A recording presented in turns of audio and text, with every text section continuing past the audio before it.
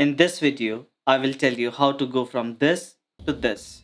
You just got your next big project but not sure about the indoor scenes? Don't worry, I will give you 5 simple tips to follow, and after that, you can make any location interesting or cinematic. It might look off topic, but as a cinematographer, before anything else, you must be aware of the action happening in your scene. Like for this video, I will explain a scene from my recently shot music video where this actor is painting. I overemphasize the setting for the before and after look. Because when we start, we don't know how to make things work in our favor. And I want you to understand how to build this look from scratch. With that in mind, our first tip is regarding location scouting and blocking. You must start with taking a tour of your location and finding the best place to roll the camera. Unless you reach your location and find out it's just a 10 into 12 room, find L of your room or corner of your room. When you place your subject like this, it creates lines pointing towards your subject that adds depth and sophistication to your scene. Generally, there are 4 possibilities. Try to stand at every corner and see what you have. Second, find a window if available. It's easy to light from outside or hide the light gears, and the view can add to your scene. Third, a place with maximum background separation. I could have placed my table here, but I choose it to place over here near this wall so that I can have maximum separation between my subject and background while shooting this way. These are the ideal settings, but this world is not ideal like any film set on this planet. As you can see, I live on second floor. There is no way to put lights, and it is winter here in Denmark. You can only see dead trees outside. I also wanted it to look like that my actor lives in a city. So the view is not that much convincing. How do you tackle this? Did you guess it? Yeah, you can hide the view from this curtains. Okay, tell me in the comments what challenge did you face on your last set and how did you tackle it? Based on these ideas, you may wonder, why did I choose this as my master frame then?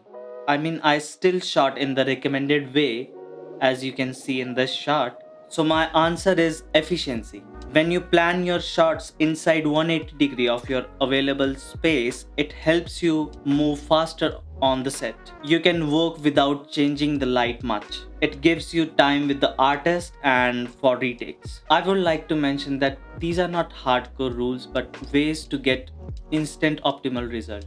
You can ignore them, I often do, as far as my scene looks good. In these situations, attempt to add depth by using different means such as light, color, shapes, etc.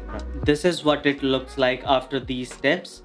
If you can't see much difference, there is opening of the door, and look for these kind of opportunities to add more depth into your scene. There is more blur in the image due to separation between subject and the background. My second tip will be, don't use direct light. Use a dome, or if you don't have that, use some white surface to bounce the light. There is not much explanation. Let's just say soft light looks pleasing to the eye. Though it's a good practice to use soft light, but hard light or direct light has also its benefit. For example, in these scenes, I made use of these two DIY cookies to shape the direct light, and you can see the effect.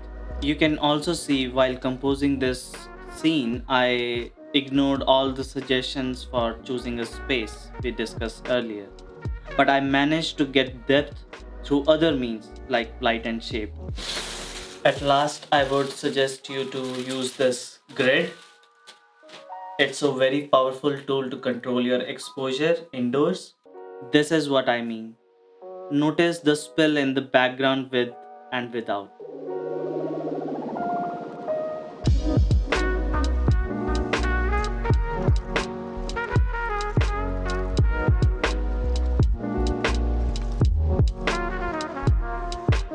That brings us to on our third tip, use practicals for motivated light. When you shoot indoor space with lights, without practicals of any kind, it looks unnatural. Like light coming from nowhere. Something looks off about it. Any kind of practical, a window, a lamp, gives motivation to the light. Just include it in the frame and it registers in our mind that, oh, the light is coming from there. Then you use these big lights to compensate for the exposure.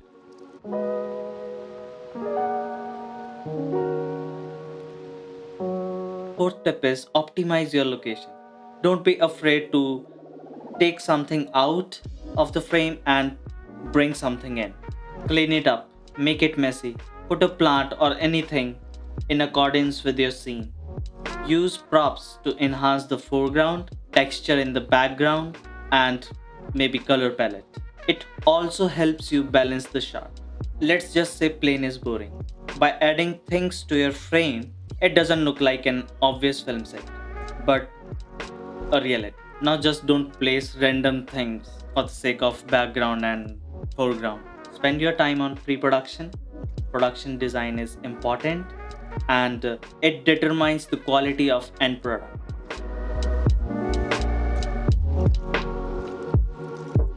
Fifth tip will be use haze or fog in your scene. It helps you fill the space with the light and lift your shadows. Here you can compare the results before and after.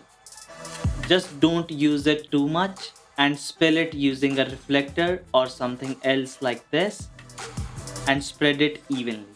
It disappears after a while, and believe me, as simple as it sounds, always keep a track of levels before you roll the camera to maintain a consistent look.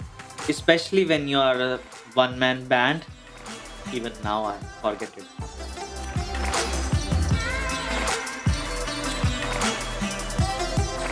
That's all for this video.